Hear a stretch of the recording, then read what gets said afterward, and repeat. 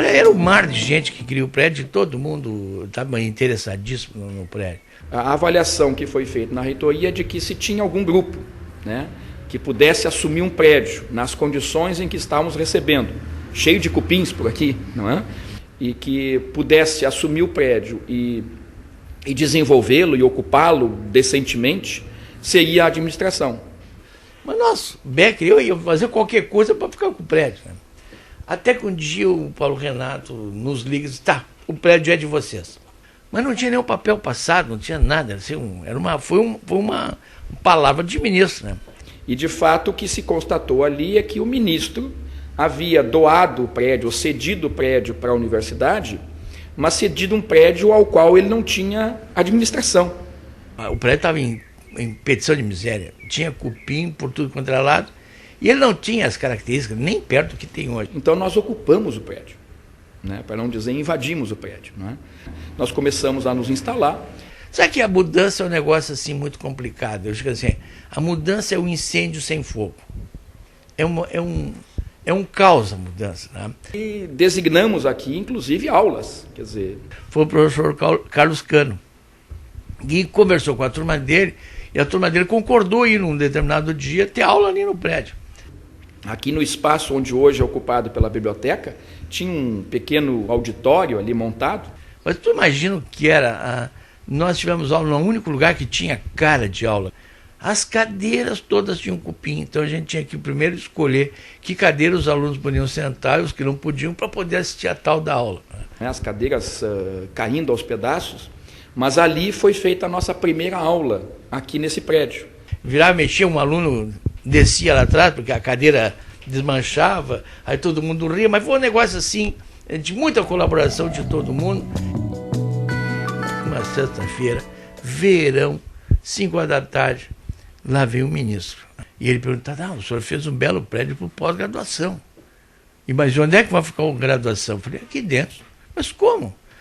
Aulas com ar-condicionado, aulas com terminal de computação, aulas com projetor, e onde é que vai ficar todo? É aqui, tudo junto, ministro. Mas, professor, isso aqui é uma excepcionalidade. E aí nós inauguramos o tal do prédio, entraram, acho que uns 15, 20 moleques, né? E aí eles começaram a gritar na porta, 1, 2, 3, a comunicação também quer computador, é uma confusão dessa toda. E quando a Vrana termina, ia passar a palavra para o Paulo Renato, então jogavam ovos, jogaram moedas, foi um negócio assim, uma inauguração daquela, né? Então, de fato, eu estou envolvido com a direção da escola desde que a escola é a escola. O que eu sinto é, olhando para trás, é que o dever foi cumprido. Quer dizer, a postura que nós imprimimos aqui na escola, e eu falo nós no sentido coletivo, fazem da escola hoje efetivamente uma instituição de alta respeitabilidade, de alta reputação. Nós estávamos certos, né, quando propusemos politicamente o caminho de emancipação da Faculdade de Ciências Econômicas. E saio também com algumas realizações não feitas, quer dizer, com alguns sonhos não concretizados, mas ficam aí sementes plantadas de projetos para serem desenvolvidos futuramente. O Becker é o cara. Ele tem uma habilidade de apaziguar os ambientes. Ele realmente, o professor Becker, ele sabe fazer isso aí muito bom. E fez. Eu era office boy, né? Fazia digitação das atas e serviço de correio. O Reginaldo realmente começou com a gente, assim, foi por um acaso. Pela curiosidade dele de adolescente. Estava fazendo curso de informática, eu passava muito tempo no laboratório, comecei a ajudar lá. E ele tinha mania de ficar nas costas, minhas costas e do Alexandre, olhando tudo que a gente estava fazendo, assim, né? Assim, parecia uma alma, um encosto, ou qualquer coisa do gênero, assim. E ele ficava ali atrás, e eu ficava olhando para ele, assim, olhava, e ele quieto ali, né, cara? Ele dava um susto na gente, porque quando via, tava o Reginaldo parado atrás da gente. Então, aquela curiosidade dele me levou a solicitar para o Vieira que nas horas vagas do Reginaldo ele nos ajudasse no NSI. Estenderam a minha bolsa de só meio turno para um turno inteiro. Aí eu ficava de manhã no laboratório, de tarde fazia o trabalho que eu fazia antes. Ele não falava nada, né? Ele entrava mudo, saía mudo e só se revelava nos churrascos. Conversava com todo mundo, aí era um Reginaldo que ninguém conhecia. E a professora Edi era uma pessoa que em todo churrasco tirava o Reginaldo para dançar. Atualmente ele é o nosso programador do NSI, né? Faz física aqui na URGS e inclusive já é professor de um cursinho pré-vestibular comunitário. Então foram um monte de fatores que foram contribuindo para me manter aqui. Também aqui é bom para mim fazer a faculdade, eu tenho bastante... O horário é bem flexível, então dá para mim fazer a faculdade. Tem a história do bolsista, né? Ligou a professora para cá e ela foi atendida por um bolsista. Chegou e falou, não, o bolsista que é loirinho. Aí todo mundo ficou lá, não, é fulano, não é fulano. E foi falando todos os nomes de bolsistas que a gente tinha. Óbvio, menos o Reginaldo, né? Afinal de contas, é loirinho, né? Aí até que a Rosane chegou, tal, o Reginaldo, esse aí mesmo. Daí todo mundo caiu na gargalhada. Esse era o loirinho, mas como, né? A gente apelidou ele de He-Man depois disso. Uma pessoa que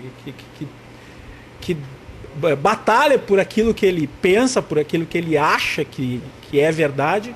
E isso é legal, assim, é uma pessoa é uma pessoa calma, tranquila, que tem as suas posições e não abre mão daquelas posições que ela tem. O trabalho tem sido, ao que parece, desempenhado a contento. Então eu continuo aqui por isso. Tá aí o nosso Reginaldo, né?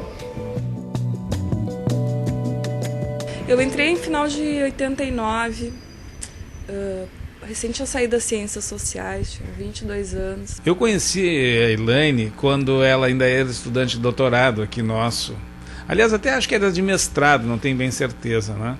Fiz o concurso para professora assistente na época, né? Passei no concurso. Quer dizer, então ela teve toda essa trajetória, aluna de mestrado, aluna de doutorado. No final de 2003, alguns colegas me convidaram para participar das eleições do departamento. Eu, até então, não tinha ideia do que era o trabalho administrativo e político da escola. Nesse período assim, de final do doutorado, tive muita aula, dei muita aula. Ela tinha um medo danado, por incrível que pareça, em entrar em aula, né? No início, para mim, era uma coisa bastante difícil, porque eu sou uma pessoa tímida. Um dia, eu tinha uma disciplina com várias horas de aula, e um conjunto dessas horas de aula eu não podia dar. E aí eu sei que eu disse, Elaine, dessa vez tu vai entrar em aula. Ela disse, pelo amor de Deus, de jeito nenhum. E eu fui carregando a Elaine até a entrada da aula, mas assim, joguei ela para dentro da sala de aula. Fui aprendendo da aula. Ela foi lá e deu aula e depois ela nunca mais deixou de dar aula. Mas ela, assim, realmente, ela foi empurrada, por incrível que pareça, uma pessoa que ela gosta de dar aula. Mas fui aprendendo a gostar de dar aula, né? De gostar de trocar conhecimento com os alunos. A gente costuma falar que quem estudou aqui na casa, né? Que nós temos uma tradição e os nossos professores, eles vão ser sempre nossos professores. E a gente fez vários trabalhos juntos nesse período todo. Eu estava dando aula no anexo da economia uma vez e entrou um amiguinho para assistir a aula. Era um rato desse tamanho. O animal que eu mais tenho medo na vida. Lembro também do momento que a gente ocupou esse prédio, né, da briga e a disputa entre professores por uma cadeira, por um móvel. E fico muito feliz ao ver que, ao passar dos anos, hoje a gente tem uma infraestrutura excelente, né? Faz 17 anos que eu trabalho aqui, pretendo me aposentar aqui na escola de administração. Sou apaixonada por esse trabalho, pelos alunos e pelo exercício diário que a gente tem aí de estar construindo uma escola que ainda é muito jovem. Tive um período de desafio na minha vida, enfrentei um problema de saúde e saí fortalecida disso ao ter mais certeza ainda de que a gente tem que investir o nosso tempo em coisas que a gente acredita, e eu acredito nessa escola.